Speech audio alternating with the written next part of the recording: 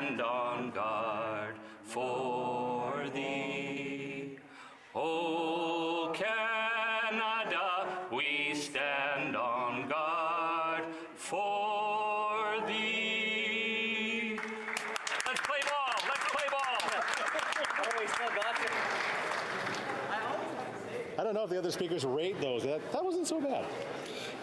Let the doors be open. Qu'on ouvre les portes.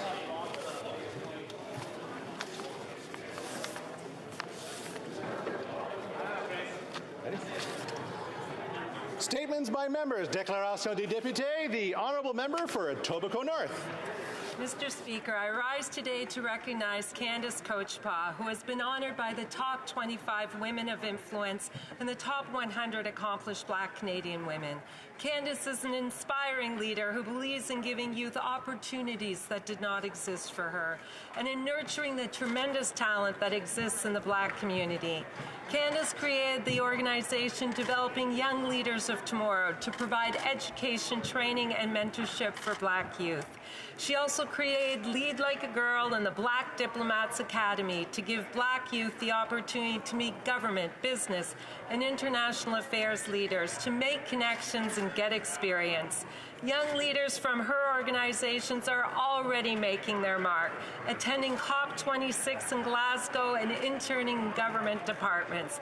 Please join me in recognizing Candace Coachpaw and the extraordinary youth who are already making our community and country a better place. The honourable member for Simcoe Grey. Mr. Speaker, I rise today to invite all Canadians to the inaugural Blue Mountain Film Fest taking place June 1st to June 5th in the town of Blue Mountains. The festival will include over 20 international and Canadian films, an industry creative forum, and social events, all set in beautiful Blue Mountain villages on the shore of Georgian Bay. Nice. I want to give a special thanks to the great team behind this initiative. Patty Kendall and Marty Morrow, whose idea to create a film fest got the ball rolling. Executive Director Helen Dutoit and Co-Director of Film Programming Diana Sanchez, who each bring a wealth of experience from international film festivals. And the incredible advisory team, Daniel Beckerman, Allison Black, Drew Fagan, Jennifer Fries, Tamara Podemski, John Rakich, Sud Sutherland, Stephanie Ozim, and Tara Woodbury. Thank you, Mayor Soever, Blue Mountain Council, and Andrew Sigwart of Blue Mountain Village for their dedication to furthering economic development in our region. Happy Film Fest. Here, here. The honourable member for St. Catharines. The Ukrainian community has significant roots in St. Catharines. For generations, the community has preserved a sense of culture and identity, understanding that the history of Ukraine is riddled with instances of Soviet and Russian attempts to destroy it. When Vladimir Putin began his illegal war in Ukraine, St. Catharines residents, along with the Ukrainian community, stood up to do whatever they could. The outpouring of support continues to grow, with many wanting to assist however they can. St. John's Ukrainian Catholic Church has been filled with needed supplies, and more than 1,000 boxes are currently en route to Ukraine. For those who would like to still assist, monetary donations are needed as the cost of shipping goods is high. Donations can be made in person or online at the church's website.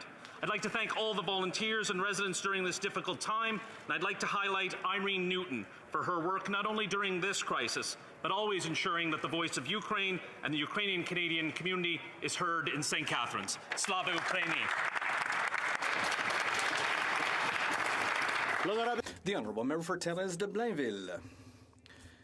Mr. Speaker, today I wish to highlight Quebec's Intellectual Disability Week, which is now underway from March 20th to 26th. This year's campaign theme is focused on making prejudices a thing of the past. It's a reminder that we still need, even today, to fight the prejudices that those with intellectual disabilities must face every day. What can we do? Well, we must ensure that they have every means necessary in place to facilitate their inclusion. And we need to make sure that their families and support networks have the tools and help they need. I would like to conclude by congratulating the Quebec Intellectual Disability Society, which is marking its 70th anniversary this year. Your work is extraordinary and necessary. From the bottom of my heart, thank you. The honourable member for Brampton Centre. you, Mr. Speaker. 82 years ago today, on March 23, 1940, thousands of Muslims from all over the Indian subcontinent gathered in Lahore. They had one dream, one vision, and one mission. A resolution was passed calling for the creation of a separate homeland for Muslims in British India. Exactly 16 years later, on March 23, 1956, Pakistan adopted its first constitution during the transition of the dominion of the Pakistan to the Islamic Republic of Pakistan, making Pakistan the world's first Islamic republic. Pakistan Day, or Pakistan Resolution Day, also known as a Republic Day, is a public holiday celebrated annually on March 23rd in Pakistan and by the Pakistani diaspora around the world. I invite all members of this House and all Canadians who join in congratulating the people of Pakistan on the celebration of these two seminal dates in the celebration and the creation of Pakistan. Thank you. The Honourable Member for Mission Masquet, Fraser Canyon. Mr. Speaker, I'm pleased to stand here today to congratulate one of my constituents upon her retirement at the end of March, Deborah Arnott. As a strong First Nation leader with deep roots in the Fraser Canyon, for the last 30 years, Deborah has been serving the region as General Manager of Community Future's Sun Country. Throughout her tenure, her passion and business acumen bolstered local entrepreneurs and helped them to build up economic development in the Fraser Canyon. I'm sure that many businesses in Cache Creek, Ashcroft, Lytton and Lillooet and surrounding First Nations will join me in thanking Deb for her years of service, the relationships she fostered, and her endless support for the region. She is a force in our community and will be greatly missed. Thank you, Deborah, for all of your hard work, seeing businesses through some of the greatest crises we have ever faced, including the Elephant Hill wildfire, the global pandemic, Lytton wildfires, and major floods. Congratulations on your very well-deserved retirement, and I wish you all the best of successes moving forward. The Honourable Member for Surrey Centre. On February 24, 2022, Russia invaded Ukraine. Millions began to be displaced, thousands killed, and people's lives turned upside down. But Canadians rolled up their sleeves and opened their hearts. In my hometown of Surrey, I received a call from our local community activist, philanthropist, and Dr. Gulzar Singh Chima, saying the community wants to help.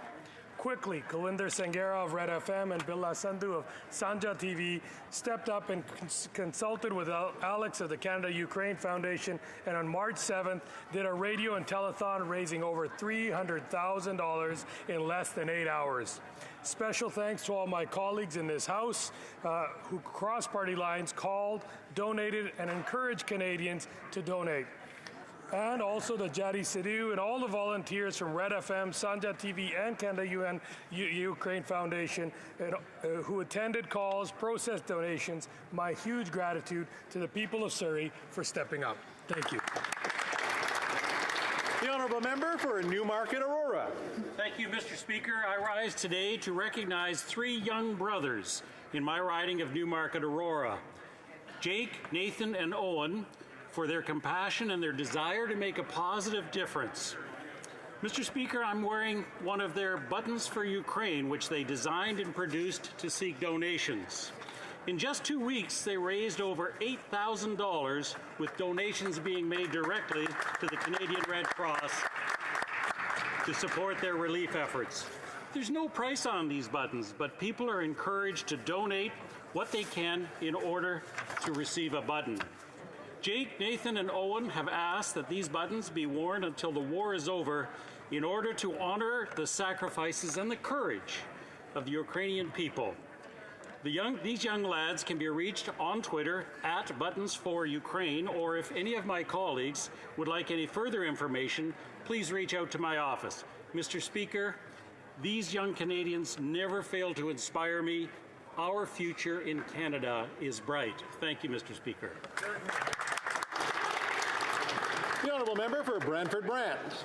Mr. Speaker, the cost of living continues to be a gut punch to my constituents in Brantford Brant and all hardworking Canadians. Food costs are up 7.4%, gasoline 32.3% in just 1 year.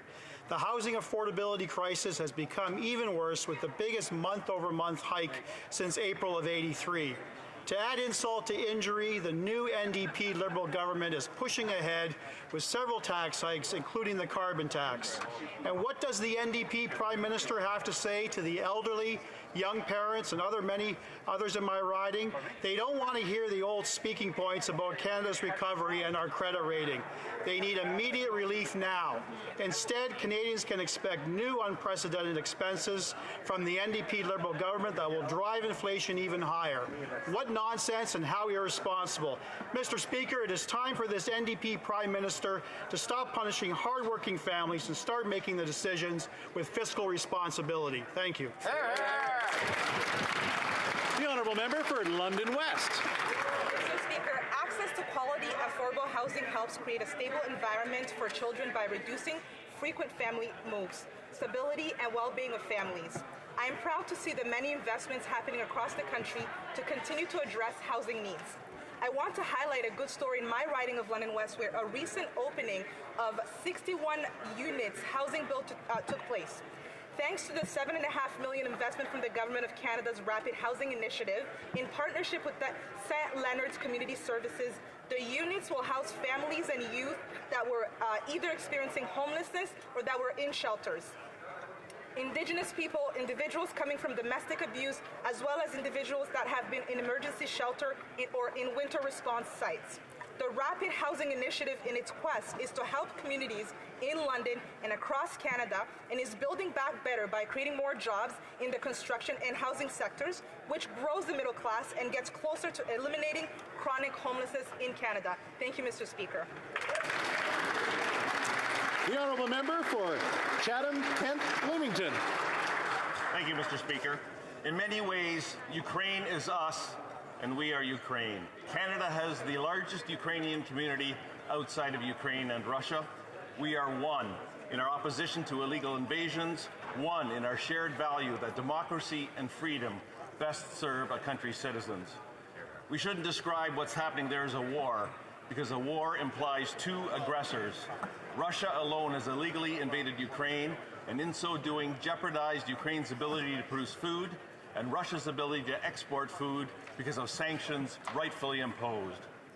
As someone very familiar with agriculture and agri-food, Ukraine and Russia's agricultural community and their systems account for 30% of the exports of the world's wheat, 17% of corn, 32% of barley, and 75% of the world's sunflower cooking oil. If we lose Ukraine, we lose one of our best chances to preserve world order against an escalating torrent of destructive madness. Slava Ukraini.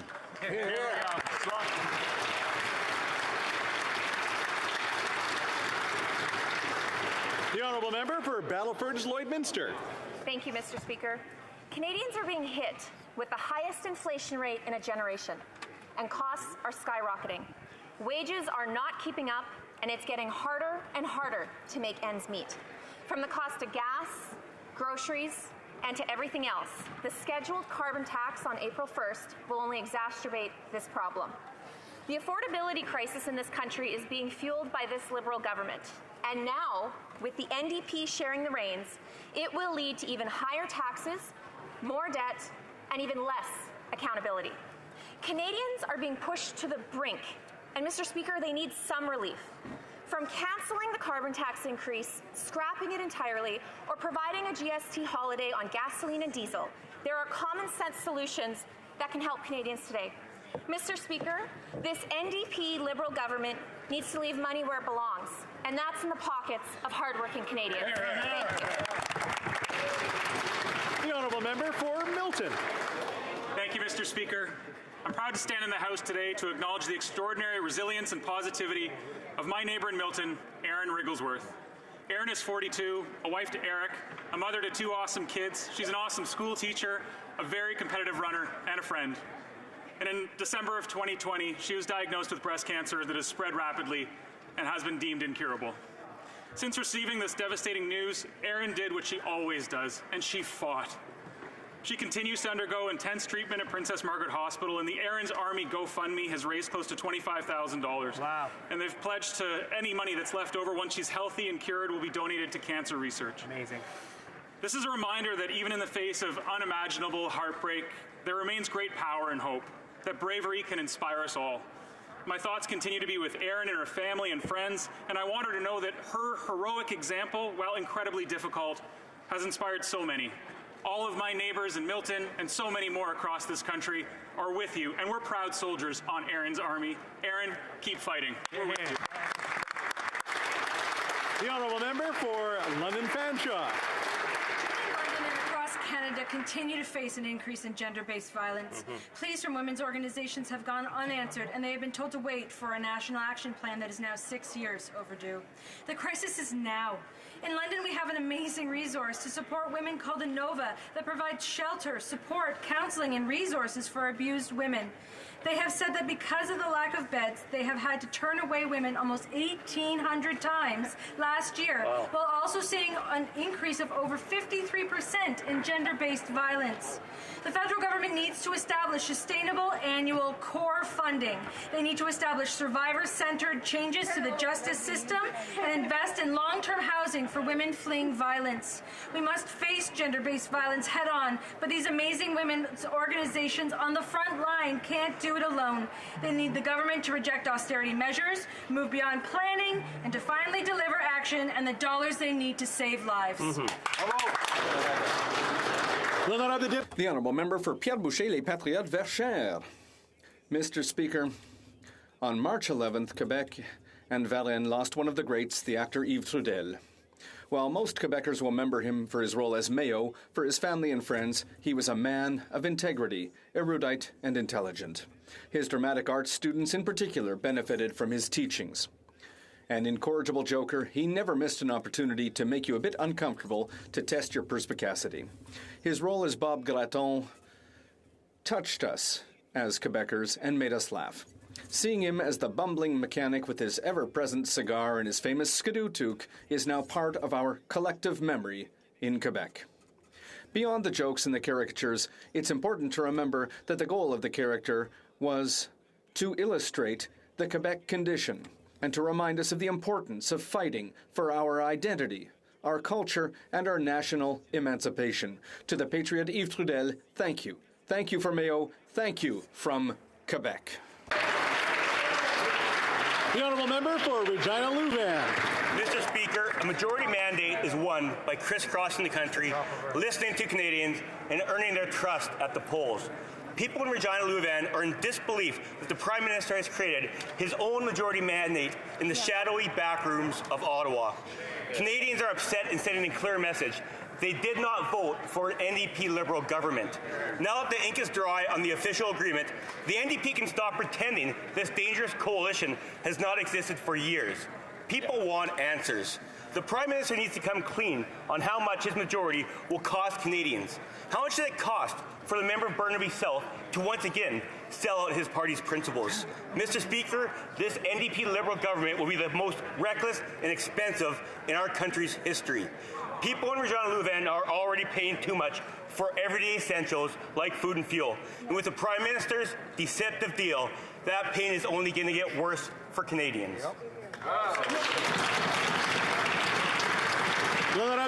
The Honourable Member for Longueuil, Charles Lemoine. Mr. Speaker, it's very difficult for all of us to look at the terrible images we're seeing from Ukraine. And I know that this is particularly true for the members of the Canadian Armed Forces and their families. As the mother of a son who was deployed to Ukraine under Operation Unifier, I know firsthand the incredible role that our Canadian Armed Forces have played in helping the Ukrainian Defense Forces prepare for this moment when they are fighting for the defense of their country. Canadians are both horrified by the senseless violence that we've seen from Ukraine, and also inspired by the determination of the Ukrainian army and the people of Ukraine. As they defend their country, Canada stands in solidarity with the people of Ukraine and with their courageous president, and we will continue to be there for them. Thank you to the members of the Canadian Armed Forces. Thank you.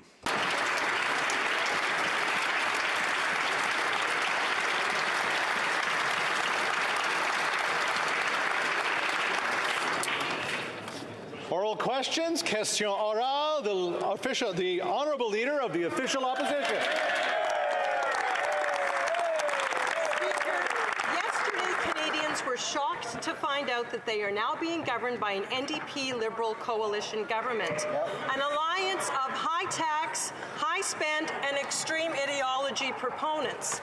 But what Canadians don't know is what are the details of the agreement. Now, we did see a press release yesterday, but that was all. So I'm wondering, Mr. Speaker, is there a signed agreement between the... C'était quelque chose de... La traduction se fasse pas? Non, pour tout le début de la phrase. Okay, so la traduction se fait pas? There was no interpretation for the very beginning. The translation will get moving. Is there translation happening here at the same time? Translation? I'll have the leader start a question again. The honorable leader of the official opposition.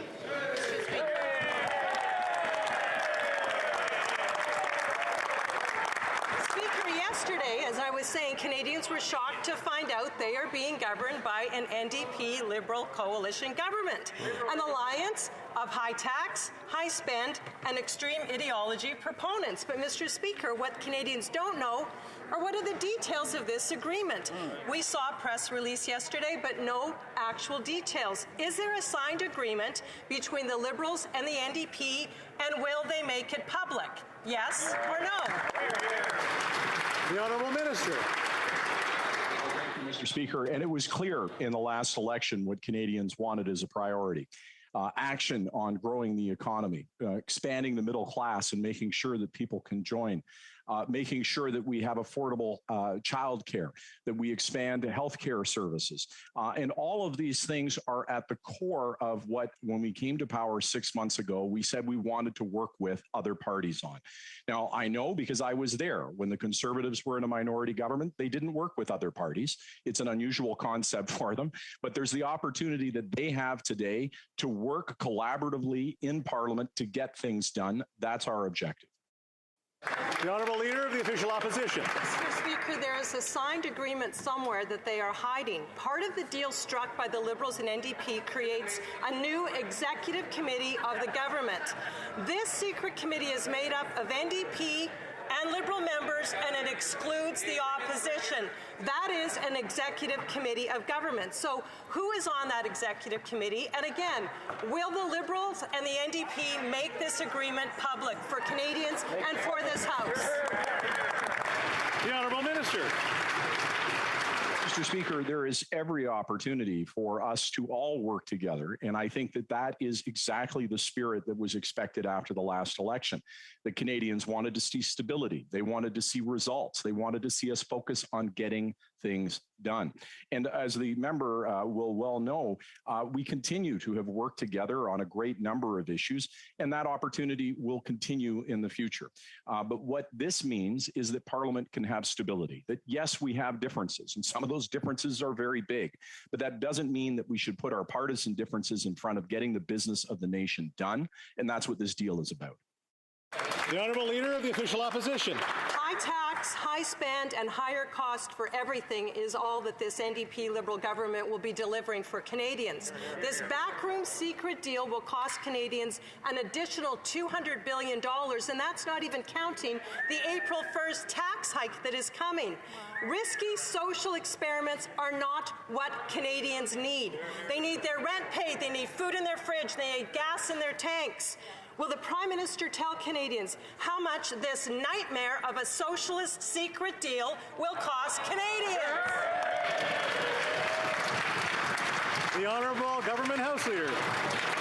Well, Mr. Speaker, I was there for 3 minority governments with Stephen Harper, and what we saw was a complete railroading of the opposition, no interest in working with other parties. And not only that, we saw the most stagnant, dead economic growth the country had seen over that period of time that we had seen historically. And what we've seen now is Canada leading in economic growth, leading in job creation, leading in climate action. And what we're focused on, Mr. Speaker, is working with any party that is willing to work with us to get the business of the nation done. So I would suggest to the Conservatives, there's an opportunity, break from their usual mold, which is attack, attack, attack. The Honourable Member for Mégantic-L'Érable. Mr. Speaker, this NDP Liberal Prime Minister has repeatedly demonstrated his lack of respect for our parliament. We learned that behind closed doors, he created parallel secret committees to manage budgets, the work of the House and committees, and even bills. These secret committees will have the power to decide whether to tax Canadians, spend, run deficits, and impose decisions on the provinces. Will this NDP Liberal Prime Minister and his coalition Deputy Prime Minister reveal who the MPs will be on these committees as well as this agreement? The Honourable Minister. Mr. Speaker, it's a bit rich to hear the Conservatives talk about lacking respect for Parliament. They were the ones who wrote a book about how to vandalize House of Commons committees when they were in power. Mr. Speaker, we have been clear. Canadians elected a minority parliament, and they want MPs to collaborate. I know that may be shocking to the Conservatives, but that's exactly what we will do in the interest of Canadians. The Honourable Member for Mégantic-L'Érable. All right, let's discuss the last elections. 90% of Quebecers rejected the NDP, and its expenses during the last election. And the ink has barely dried on the agreement before the Premier of Quebec said that it won't be so easy for this coalition to negotiate with Quebec. How can this coalition support such an agreement at the expense of Quebec jurisdiction? The Honourable Minister. Mr. Speaker, the Conservatives spend so much time arguing between themselves that they are not capable of fathoming the concept of an agreement between two parties. For them, an agreement between parties is like climate change. It doesn't exist, Mr. Speaker. It's not a thing. What we want is stability to deliver for Quebecers and Canadians. And that's something that the Conservatives just can't understand. The Honourable Member for La Prairie.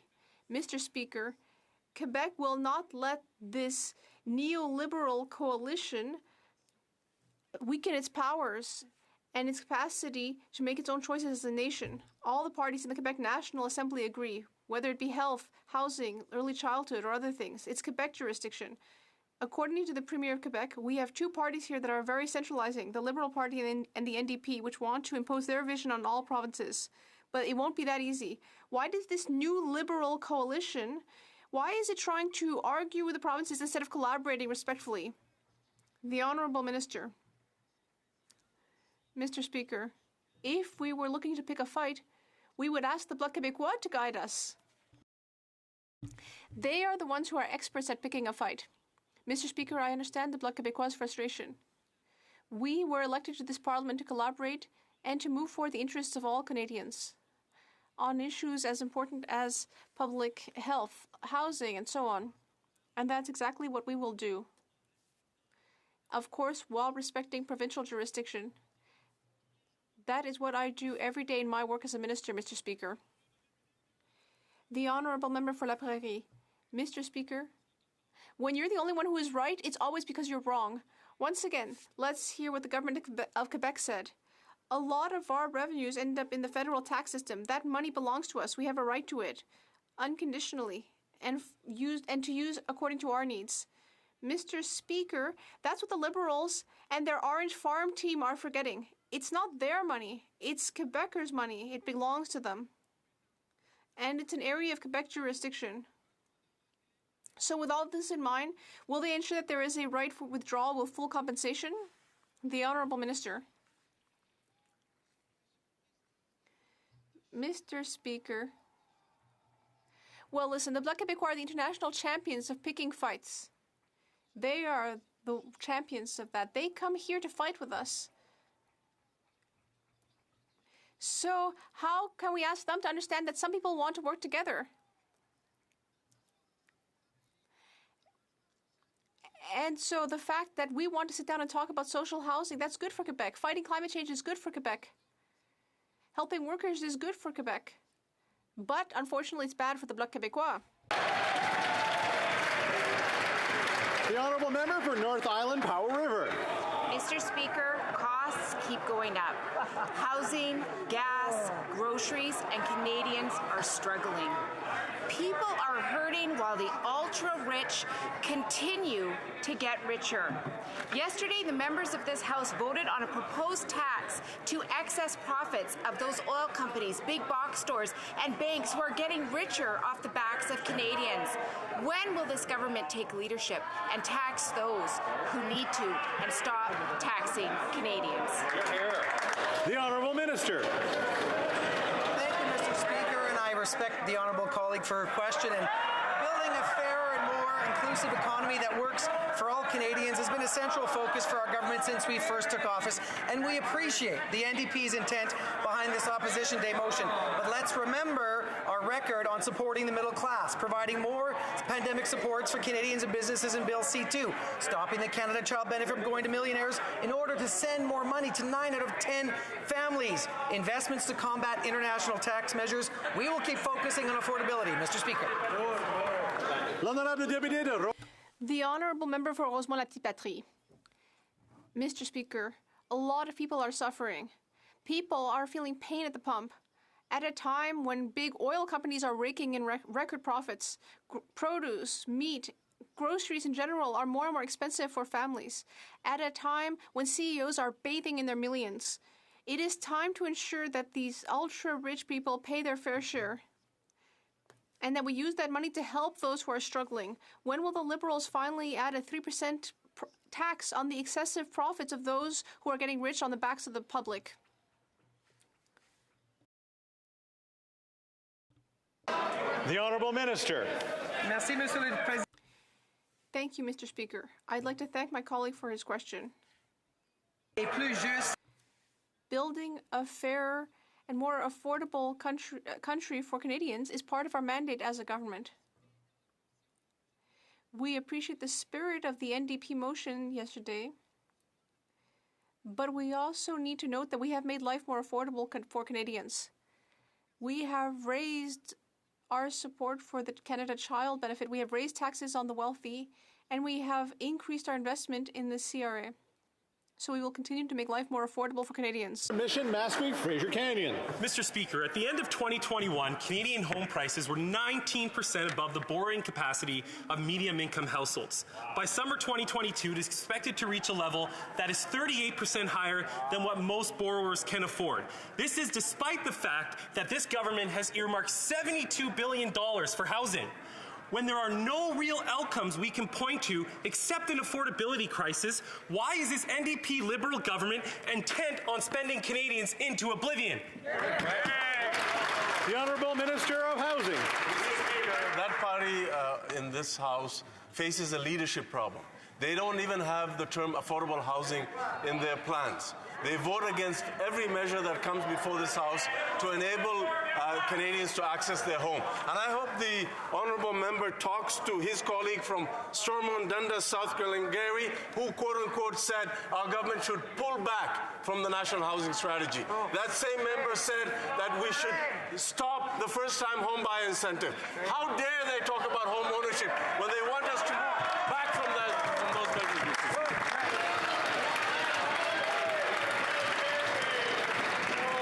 The Honourable Member for South Shore, St. Margaret's. In the last 2 weeks, BC crab fishermen off Tofino have had 50% of their quota expropriated and given to others without compensation. Maritime Elver fishermen had their quota expropriated and given away without compensation last week. The NDP Liberal marriage ceremony is over. The Tofino honeymoon is on. But it's the fishermen being hurt by the consummation of this marriage. Will they listen to the NDP government member from Courtenay, Alberni, who called on his government to fairly compensate fishermen for this expropriation?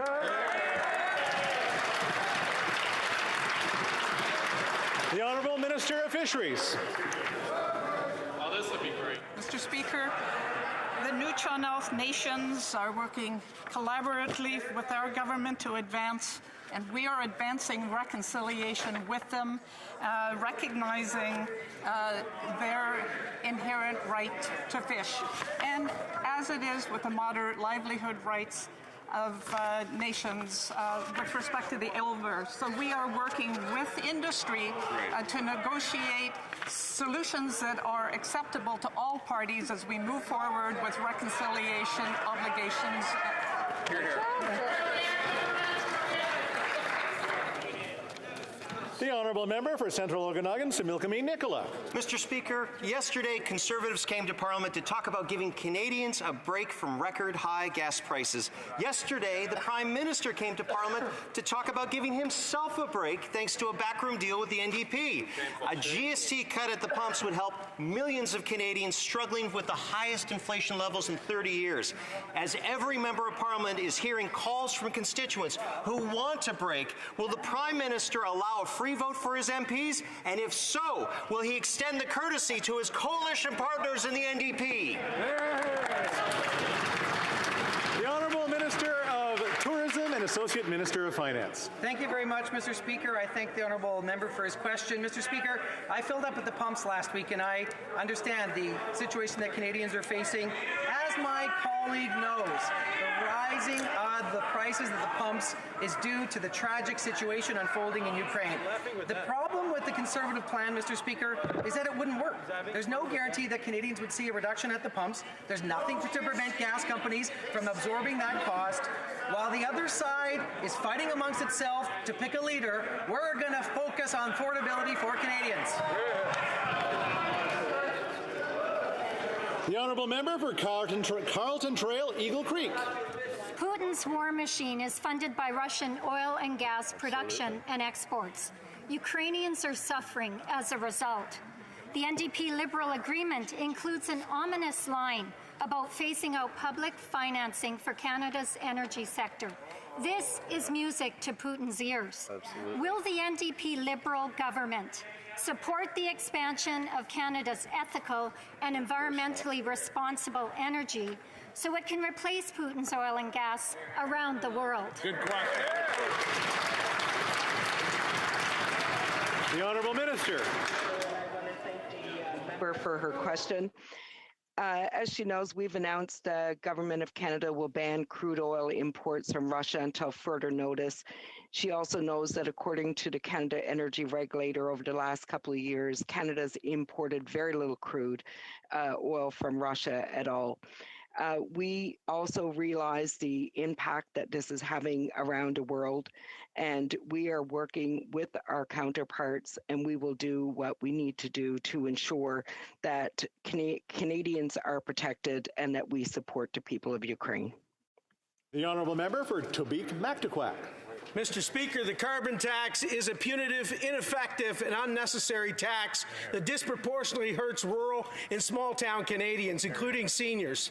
Whether it's the rising cost of living, soaring inflation, interest rates hikes, $2 a litre gasoline, or an average home cost doubling, Canadians are feeling the pain and they're needing relief now. Mr. Speaker, with this new NDP Liberal government cooked up in the back rooms, how much more pain can Canadians expect at the pumps, grocery stores, and in their pocketbooks? The Honourable Minister of Environment and Climate Change. Mr. Speaker, we all know that putting a price on carbon is one of the most effective ways to reduce emissions.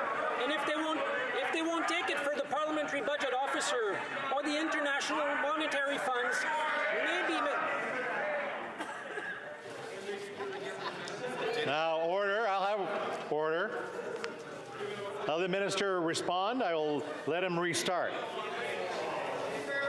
Thank you kindly, Mr. Speaker. As we all know, putting a price on carbon is one of the most effective ways of fighting climate change.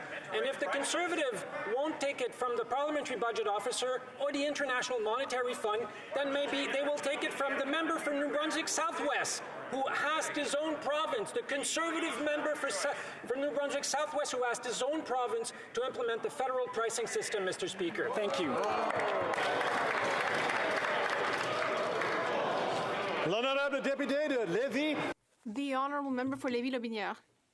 Mr. Speaker, this new NDP Liberal government is concerning, especially when it comes to the next 4 budgets. Canadians are struggling every day to make ends meet. Mr. Speaker, Can the Prime Minister tell us if the new colors of the new Liberal NDP party, orange and red, represent what Canadians will shortly be experiencing? Hellish suffering. The Honourable Minister. Mr. Speaker, I'd like to thank my very passionate colleague for his question. Let's look at the facts. On this side of the House, we have recuperated 112% of the jobs lost during the pandemic. We have introduced a child care benefit to help families. We have offered more support to seniors. We have increased the Canada Child Benefit. And at the same time as the Conservatives are arguing among themselves and trying to find a new leader, we will be helping all Canadians. The Honourable Member for Jonquière. Thank you very much, Mr. Speaker. Yesterday, the government of Quebec tabled its budget. It announced that it will lack $6 billion in the health area every year because the federal government is not doing its part. And it's reiterating the message, taking a fight, supposedly, that all the provinces have been saying for 2 years, that we need to raise health transfers unconditionally to 35% of costs. That's what all premiers are asking for, and they want the government to negotiate. If the federal government can find the time to negotiate with the NDP, will it find time to negotiate with the provinces? The Honourable Minister of Health. Thank you very much, Mr. Speaker. I'm very pleased to answer that question. I would also like to remind us that $73 billion was used to support health and safety for all Canadians, including Quebecers, in addition to the $45 billion made through the Canada Health Transfer, which will be increasing, as well as the $4 billion we announced last year to address delays in various medical procedures, and $5 billion additionally that were invested over the last few years. And if there are more questions, I have more to add. The Honourable Member for Montcalm. Mr. Speaker, everyone is asking for healthcare transfers to be increased unconditionally. It's completely unanimous. Quebec, all of the provinces, Liberal, NDP, or Conservative, all of them, without exception, want health transfers to be increased. That's a consensus, Mr. Speaker. When you decide to go against a unanimous consensus, I'm sorry to say it, but you're the one who's picking a fight. So, I'd like to ask the government and its Orange Farm team, why is it trying to pick a fight instead of joining the consensus and increasing healthcare transfers unconditionally? The Honourable Minister of Health. Thank you, Mr. Speaker. Indeed, the Bloc Québécois is asking for transfers, and we are sending transfers. $3 billion announced in the last budget to support the health and dignity of our seniors in long-term care centres in Quebec and elsewhere. $1 billion to help the provinces and territories to implement vaccination programs. $300 million to help the provinces pay for the vaccine passport systems that they've been using very, very effectively recently. And I have even more to add. For Kelowna Lake Country. Thank you, Mr. Speaker. There are two tax increases happening on April 1st, excise tax and carbon tax. The carbon tax will basically increase the cost of anything shipped or heated, and both will add to the 5.7% inflation. People can't keep up. And yet yesterday, the Associate Finance Minister said a temporary pause on taxes won't help Canadians at the pumps. As other jurisdictions have, will the NDP Liberal Prime Minister have some empathy for Canadian families and small businesses, do the math, and cancel the April Fool's Day carbon tax increase? The Honourable Minister of Tourism and Associate Minister of Finance. Speaker, I thank the Honourable Member for her question, and we understand the affordability challenge that Canadians are facing. Let us remember that inflation is a global phenomenon, that energy prices, supply shocks, the war on Ukraine is causing prices to rise. On this side of the House, we will keep focusing on affordability, and without our fiscal prudence, Canada's GDP would have declined by 8 further points, the unemployment rate would have risen by another 3.2 percentage points, and we would not have recovered over 3 million jobs lost at the height of the pandemic. L'honorable député de Beauce. The Honourable Member for Beauce. Mr. Speaker, the cost of living crisis is affecting people in Beauce every day. Inflation is at record levels, and Canadians are having trouble making ends meet. Right now in Beauce, gas costs nearly $1.80 a litre. In my riding, we don't have the luxury of public transit, so there's even more of an impact. Will this NDP Liberal government vote with us after QP to eliminate GST in order to help people and small businesses to get their lives back on track? The Honourable Minister.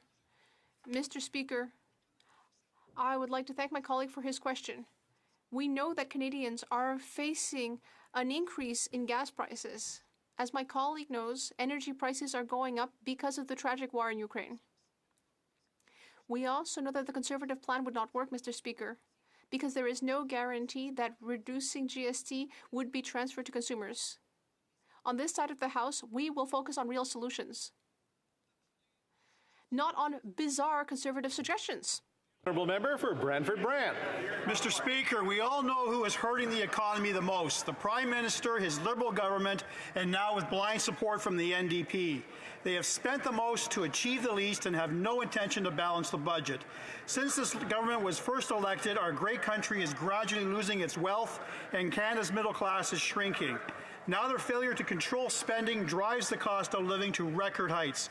When will this NDP Liberal government give Canadians a break and cancel the planned tax increases on April the 1st? The Honourable Minister of Tourism and Associate Minister of Finance. Mr. Speaker, I thank my honourable member for his question. Let us set forth some facts. $511 billion invested in Canadians during the height of the pandemic. 3 million jobs and more recovered since the height of the pandemic. The inflation that we are experiencing is a global phenomenon. We will keep focusing on affordability. While the Canadians fight amongst themselves to pick a leader, we're going to focus on Canadians and putting more money in their pockets. The Honourable Member for Calgary Rocky Ridge. Mr. Speaker, this government is presiding over Canada's highest inflation rate in a generation, fueled by structural deficits that were baked in before COVID, out-of-control spending, monetary expansion, and an ever-increasing carbon tax. The Bank of Canada recently confirmed that the carbon tax alone is responsible for driving up inflation by nearly 0.5%. Will this NDP Liberal government commit today to cancel this year's carbon tax increase and give consumers a break? The Honourable Minister of Environment. Speaker, speaking of giving Canadians a break, come provinces where the carbon pricing is being applied by the federal government. In Ontario, households will receive $745. In Manitoba, $830. In Saskatchewan, $1,100, Mr. Speaker, and almost as much in Alberta. The carbon pricing is working for Canadians and to reduce emissions, where the Conservatives have no plan whatsoever to fight climate change, Mr. Speaker. The Honourable Member for Vancouver East. Over 3.6 million people have fled Putin's destruction in Ukraine and are desperately trying to unite with friends and family and find safety, including here in Canada. Even though older identity documents are supposed to be recognized in the fast-tracked visa process, Ukrainians with an older internal passport are unable to complete the government's online application process. My constituent is having a hard time getting a visa for his 83-year-old mother. Will the minister take swift action to ensure older identity documents are recognized through the government's online emergency visa application process? The Honourable Minister of Immigration. Mr. Speaker, I thank the honourable member for her question and for her sincere concern for the well-being of those who are fleeing unimaginable circumstances in Ukraine. We've now seen more than 10,000 Ukrainians arrive in Canada since the beginning of this calendar year, and we're going to continue to do more to promote and facilitate the safe transport of people to Canada as quickly as possible. With respect to outdated travel documents, we contemplated this possibility during the program design and are working to issue single journey travel documents for those who do not have a valid passport. I would be pleased to continue to work with any member of this House who identifies problems along the way, because as this system develops for the first time, we want to make sure it continues to operate smoothly to welcome as many people here as quickly as possible. Thank you. The Honourable Member for Edmonton Strathcona. Mr. Speaker, Ukrainians are fleeing the horrific attacks in their country, and they are vulnerable. They are seniors, they are mothers with children. The open work permit won't help these people because they may not be able to work. Mothers will need access to daycare and they will need money to pay for it. In many cases, they may not want to leave their children who've been deeply traumatized. Canada must provide air and ground transportation to help Ukrainians get to Canada and then support them when they're here. This is urgent. Will the minister commit immediately to financial support for Ukrainians when they arrive in Canada?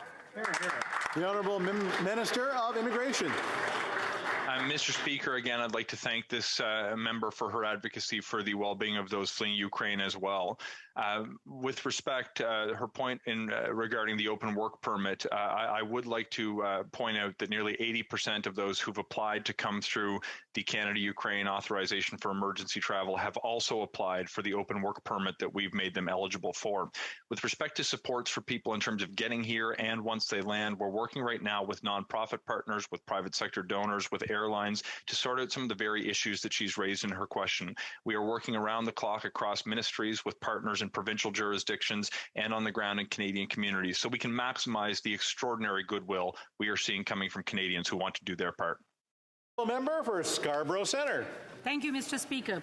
Mr. Speaker, rising inflation is presenting real challenges for my constituents in Scarborough Centre, especially seniors on fixed incomes and families with young children, already challenged by high housing prices. The rising cost of groceries and other daily necessities is making it harder for families to put healthy and nutritious food on the table for their children. Could the Associate Minister of Finance please tell us what the government is doing to help these families having to make difficult choices between healthy food and paying rent? The Honourable Minister of Tourism and Associate Minister of Finance. Thank you very much, Mr. Speaker, and I want to thank my honourable colleague from Scarborough Centre for her exceptional work on this file. Thanks to the historic investments in Budget 21, and thanks to the incredible work of the Minister of Families, Children and Social Development, we now have early learning and childcare agreements with 9 provinces and 3 territories. This means across the country, Canadians are already saving over $5,000 a year. Savings for family in BC, in Nova Scotia, in Manitoba, in Newfoundland and Labrador, and in my own province of Alberta. We continue to work hard every day to make high-quality childcare affordable for all Canadians. The Honourable Member for Sherwood Park, Fort Saskatchewan. Mr. Speaker, Canadians who choose to join Ukraine's Foreign Legion would do so at great risk for themselves. They should not have to worry about prosecution in Canada. According to the Foreign Enlistment Act, it is against the law for a Canadian to fight against a friendly foreign state, but the Act contains no definition or list regarding who is a friendly foreign state. So could the Attorney General simply clearly state for the purposes of this Act that Russia is not considered a friendly foreign state? The Honourable Minister of Foreign Affairs. Mr. Speaker, obviously we know that Ukraine is at war and that we need to make sure that we help Ukraine to defend itself. Now, I've been clear, and the travel advisory on Canada's website is clear. We need to make sure that if people are in Ukraine, they need to shelter. And at the same time, we've been clear since February 1st that should Canadians be in Ukraine, they should be leaving the country. And we've been clear also that Canadians should not go to Ukraine. That being said, we know that this is a personal choice on the part of many Canadians, and I look forward to working with my colleague on this issue. Thank you. Honourable Member for Sherwood Park, Fort Saskatchewan. Well, thank you, Mr. Speaker. I hope we'll get some clarity at some point on that specific question. Now, a defining challenge for democracies in many parts of the world is energy security. Fueling democracy and protecting the international rules-based order requires Canada to step up and do our part to help our partners kick Putin's gas out of their supply chains. Does the NDP Liberal government recognize that supplying energy to fellow democracies is critical for global security? The Honourable Minister. Thank you, Mr. Speaker. The current situation in Ukraine underscores the importance of energy security of our allies in Europe and around the world. Our country is in a secure position in terms of energy supply, and as Europe works to address the geopolitical and social economic challenges presented by the Russian invasion of Ukraine, we are considering all measures to preserve energy supply chains in Canada and, where possible, worldwide. The Honourable Member for Edmonton West. Mr. Speaker, in Operations Committee, Public Works admitted the government might delay the selection of a replacement fighter jet for an additional 12 months, because apparently 6 years delay is not enough. Now, when we asked Public Works if they'd received any directions from the Liberal NDP government to speed up the process in light of the Russian invasion of Ukraine, the answer was a simple nope. Wow. So what is this government's plan for our Air Force in this time of crisis? Go shopping on eBay for more gently used CF-18s? The Honourable Minister of Public Services and Procurement.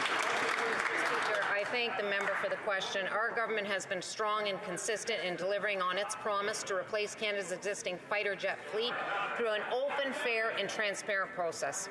We are delivering real progress in purchasing 88 advanced fighter jets for our Canadian military. This is a rigorous assessment process. We're going to continue to support the Royal Canadian Air Force in their efforts to keep Canadians safe with equipment that meets their standards, and we're going to do this in a very responsible way. Thank you, Mr. Speaker. The Honourable Member for York Simcoe. Mr. Speaker, this Prime Minister likes to say Canada's back, but last week I was in Poland at the Ukrainian border and Canada was nowhere to be found. Thousands of Ukrainian refugees are flooding through border towns like Medyka, where they are given humanitarian aid from around the world, including countries as small as Uzbekistan. Other nations are doing their part. Canada has almost no presence on the ground. The only maple leaf you could find was the one on my jacket. Why is this Liberal NDP government offering no visible support to the Ukrainian people in their time of need? The Honourable Minister.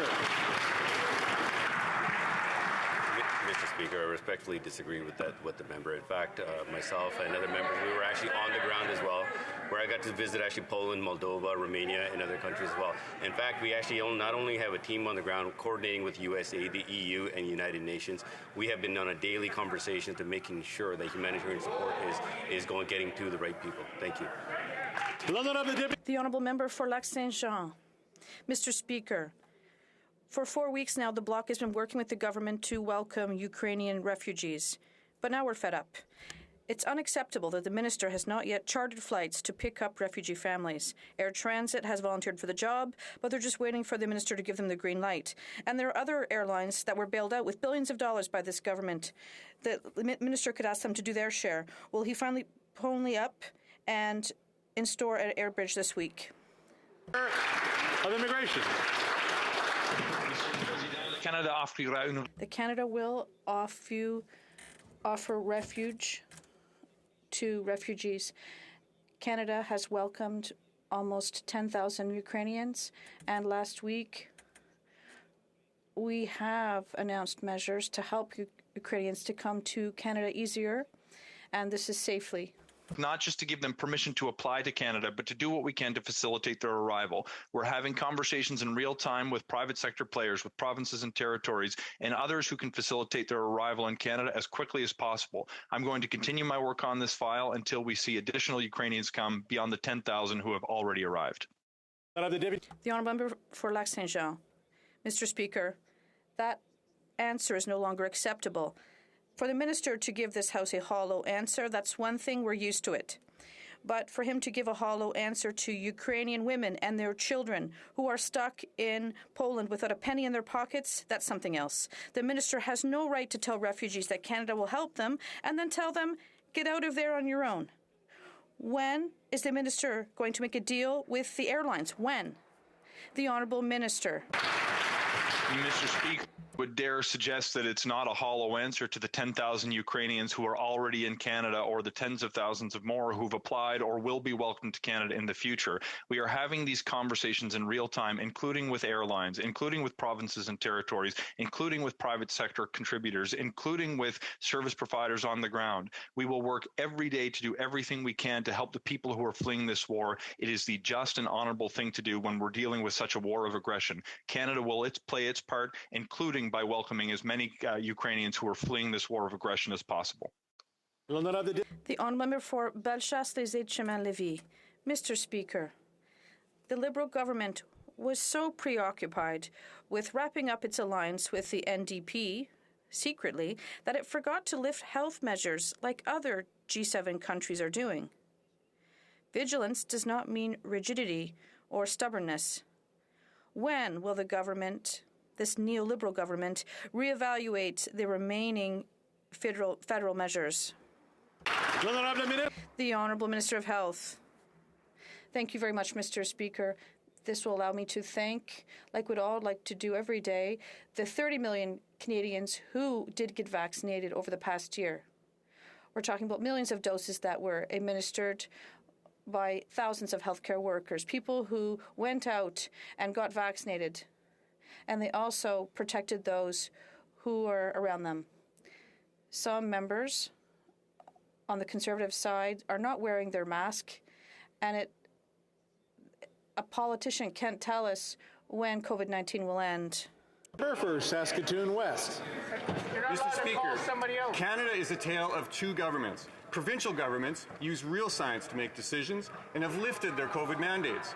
But here in Ottawa, the NDP Liberal government relies on political science and refuses to end COVID mandates, making some Canadians second-class citizens. These Canadians can't fly, they can't cross an international border, or keep their job in the military simply because they don't want a voluntary vaccine. Mr. Speaker, when will the NDP Liberal government follow the lead of the provincial governments, listen to the science, and end the federal COVID mandates? Hear, hear.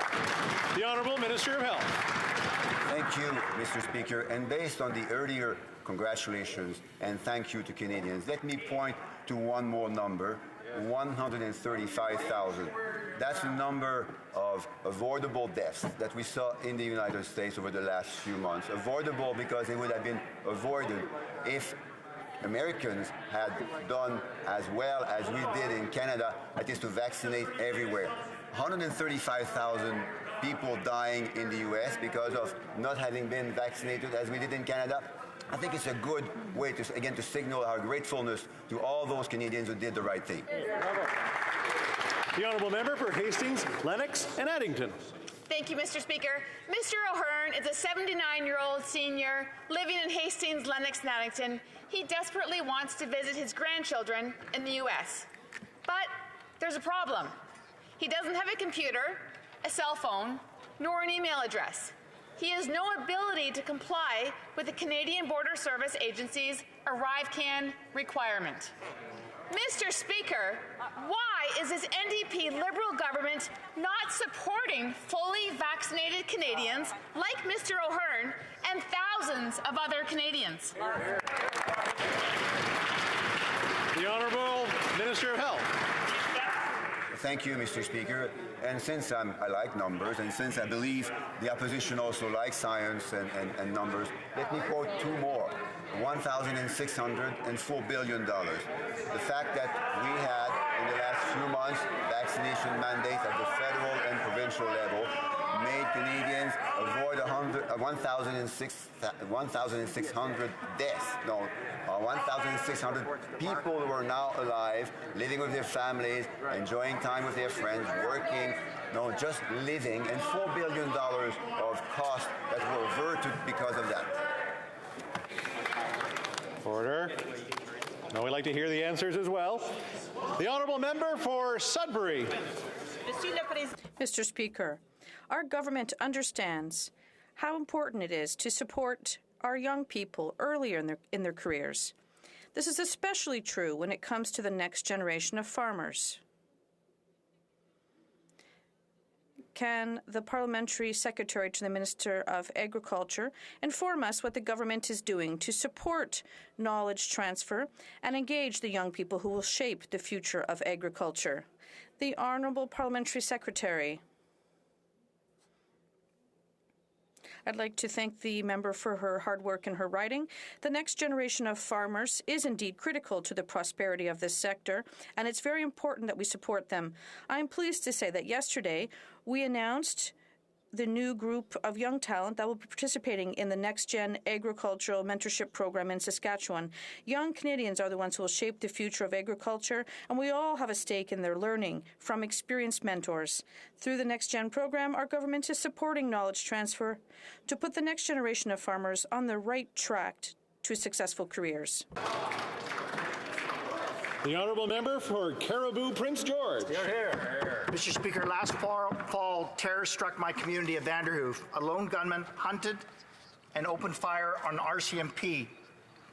He unloaded over 20 rounds into our detachment.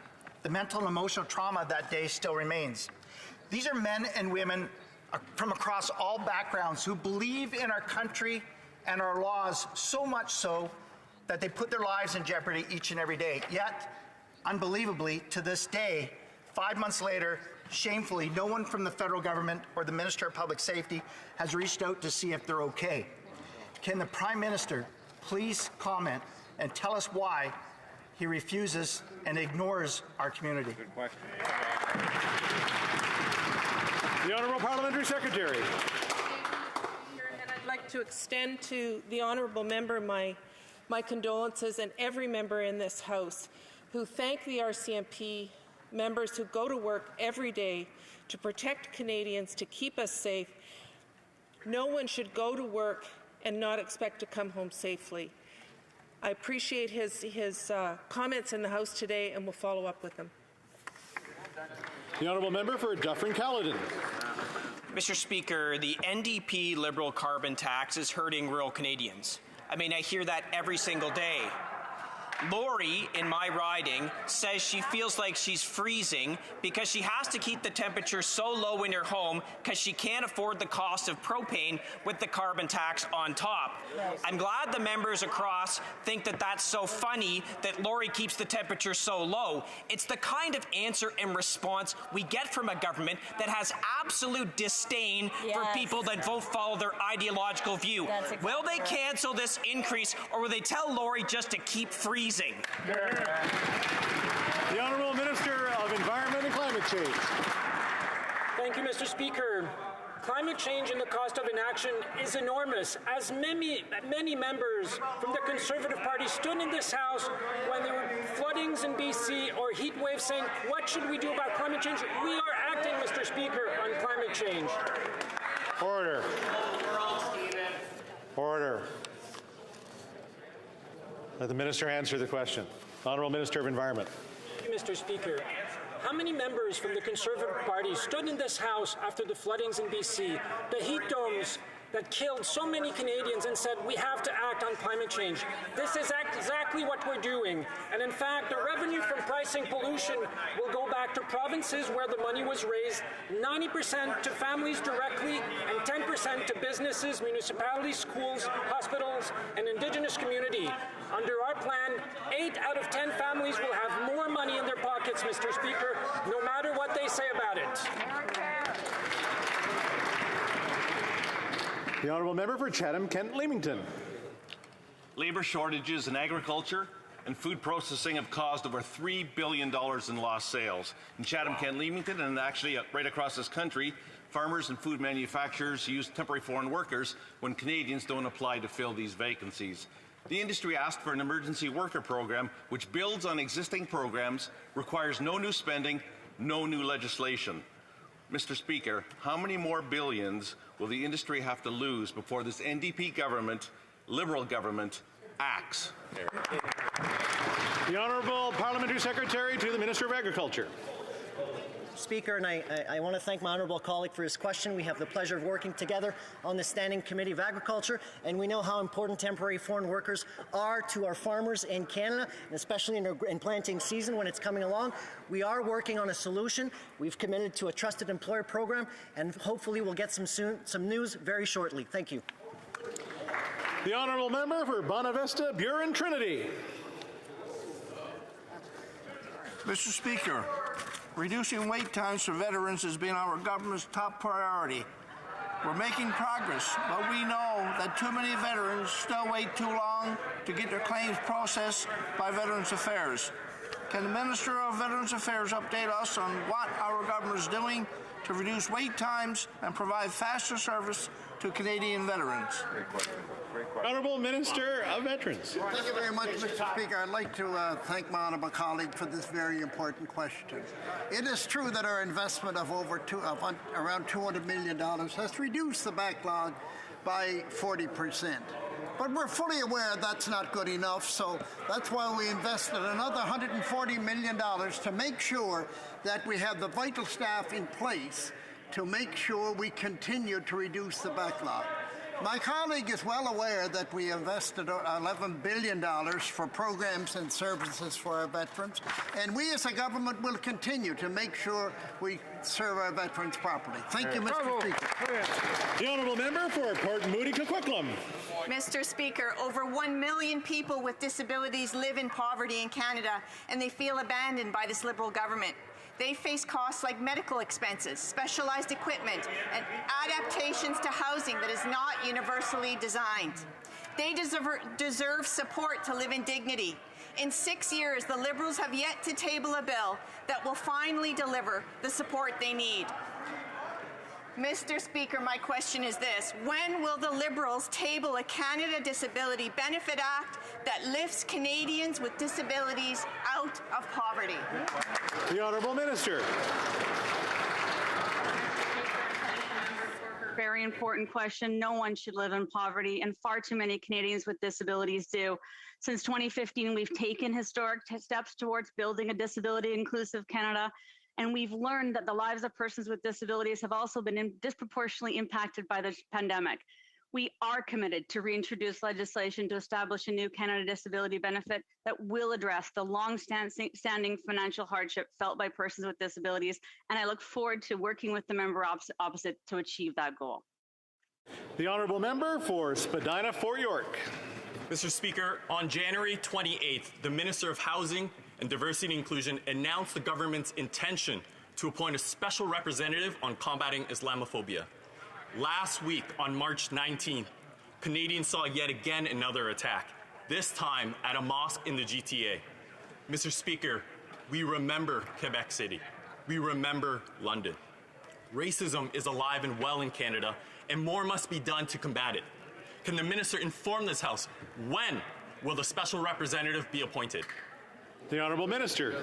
I want to thank the Honourable Member for his important question. On this side of the House, Mr. Speaker, we acknowledge the reality of Islamophobia in Canada. That is why we've taken concrete steps, including marking January 29th as the National Day of Remembrance and Action Against Islamophobia and holding a national summit on Islamophobia. We've provided significant resources to community organizations fighting Islamophobia on the ground, and we are committed to moving forward to appoint a special representative to combat Islamophobia. On this side of the House, I want to reassure the Honourable Member that we will stand with Muslim Canadians all along the way to make sure that we end Islamophobia once and for all, Mr. Speaker. Well, there you go. That's all the time we have for question period today. We have a point of order for the Honourable Member for Mission Masquee Fraser Canyon. Mr. Speaker, it dismays me that I need to stand again and raise a point of order. The Honourable Member, Minister responsible for housing, stated again that there was no mention of affordable housing in the Conservative platform for the last election.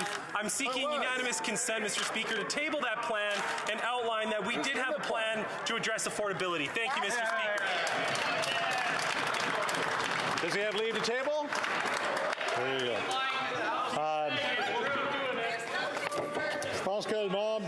I think that the Honourable Member for Berthier-Masquinongé has a point of order.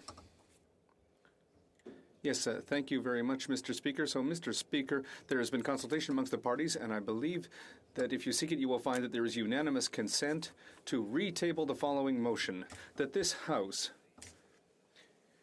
given that gardens and gardening develop the country and contribute to our cities and to the lives of people and improves their health, their quality of life, reconciliation, inclusion, and environmental challenges, given that public and community gardens are of great importance to our urban areas, that we designate 2022 as Year of Gardening in representative of the 100th anniversary of a Canadian group and also the 100th anniversary of the Environmental Horticultural Society.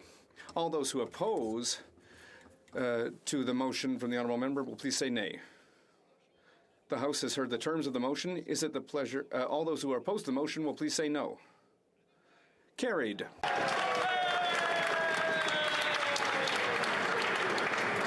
It being 3:16, pursuant to Order orders made on Thursday, November 25th, 2021, the House will now proceed to the taking of the deferred recorded division on the motion of Mr. Fast relating to the business of supply.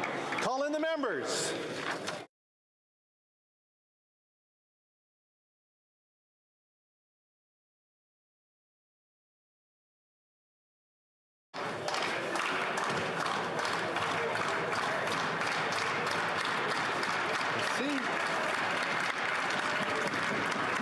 Welcome.